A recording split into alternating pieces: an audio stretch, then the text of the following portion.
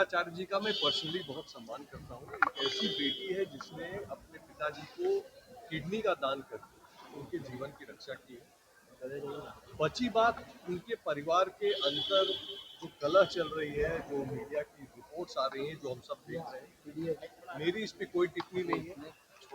मेरा ये मानना है कि ये पारिवारिक मसला है और परिवार के अंदर ही परिवारजनों को मिल बैठ के सुलझाना चाहिए।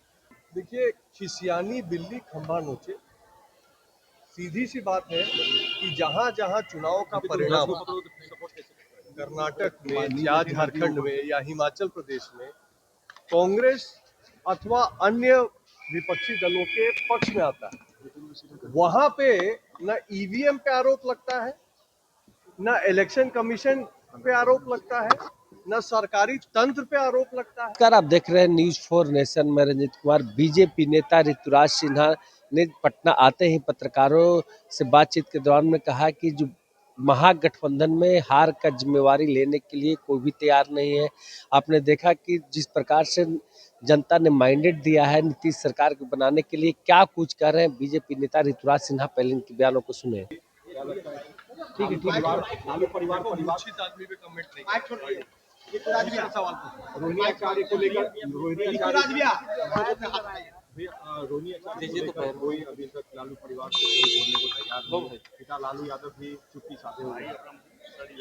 देखिए, रोहिणी आचार्य जी का मैं पर्सनली बहुत सम्मान करता हूँ। एक ऐसी बेटी है जिसने अपने पिताजी को किडनी का दान करके उनके जीवन की रक्षा की है। बची बात उनके परिवार के अंदर जो कलह चल रही है, जो मीडिया की रिपोर्ट्स आ रही हैं, जो हम सब देख रहे हैं, मेरी इस पे कोई टिप्पणी नहीं है।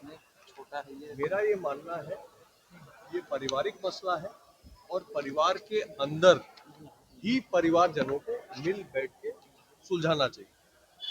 अचरज की बात यह है कि अभी तक इतनी बड़ी हार के बाद सामने आकर किसी ने भी जिम्मेवारी इसकी स्वीकारने का काम नहीं किया है।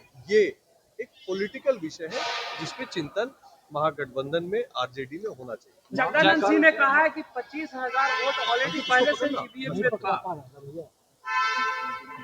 देखिए, खिसियानी बिल्ली खंभा नोचे, सीधी सी बात है कि जहां जहां चुनाव का परिणाम कर्नाटक में या झारखंड में या हिमाचल प्रदेश में कांग्रेस अथवा अन्य विपक्षी दलों के पक्ष में आता है, वहां पे न ईवीएम पे आरोप लगता है, न इलेक्शन कमीशन पे आरोप लगता है, न सरकारी तंत्र पे आरोप लगता है।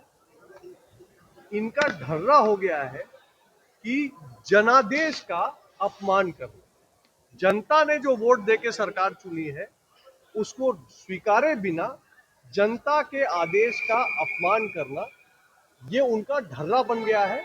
लोकतंत्र के लिए ये शोभनीय बिल्कुल नहीं। तेजस्वी यादव ने कल बैठक में कहा कि संजय यादव का कोई दोष नहीं इस बड़ी हार को लेकर, जबकि रोहिणी आचार्य ने चाणक्य पे बड़ा सवाल उठा दिया था।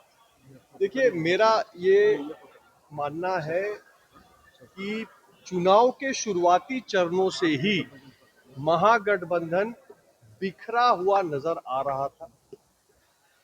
वो वोटर अधिकार यात्रा के फेल होने की बात हो या फिर सीट वितरण में उनके लड़ाई झगड़े की बात हो या उसके उपरांत फ्रेंडली फाइट के ड्रामे की बात हो, तो पूरे बिहार की जनता ने पहले ही आंक लिया था कि जो गठबंधन चुनाव से पहले बिखर गया उसके हाथ में बिहार की बागडोर दी जाए तो आखिर कैसे और क्यों। और ये भी मेरे ख्याल से एक बड़ा कारण रहा एनडीए की प्रचंड जीत का। विधानसभा अध्यक्ष किनके होंगे मौजूदा जो बनने वाली सरकार? देखिए, बहुत जल्दी ही फॉर्मूला, शपथ ग्रहण की डिटेल्स और मंत्रिमंडल की सारी जानकारी, अध्यक्ष की सारी जानकारी आपके सामने आ जाएगी। आपने बहुत इंतजार किया है, लेकिन अब बस कुछ ही समय की देर बाकी है। प्रधानमंत्री नरेंद्र मोदी आ रहे हैं शपथ ग्रहण समारोह में। हम सबका सौभाग्य है कि माननीय प्रधानमंत्री जी हमारे बीच बिहार की सरकार के शपथ ग्रहण विधि में आ रहे हैं। साथ ही साथ विभिन्न राज्यों के मुखिया, मुख्यमंत्रीगण और अन्य केंद्रीय नेता हमारे बीच पटना में इस प्रचंड जीत की समारोह में भी और शपथ ग्रहण की विधि में भी शरीक होंगे। पटना वासी के रूप में, एक बिहारी के रूप में मैं उनका हृदय के तल से स्वागत करता हूँ। ठीक। इनका साफ तौर से कहा है कि जो महागठबंधन है, जो हमेशा इस प्रकार की जो राजनीति जात पात में जो बांटने की राजनीति करती है, ऐसे राजनीति में बिहार को नकारा है। आप देख रहे थे न्यूज़ 4 नेशन, तब तक के लिए नमस्कार।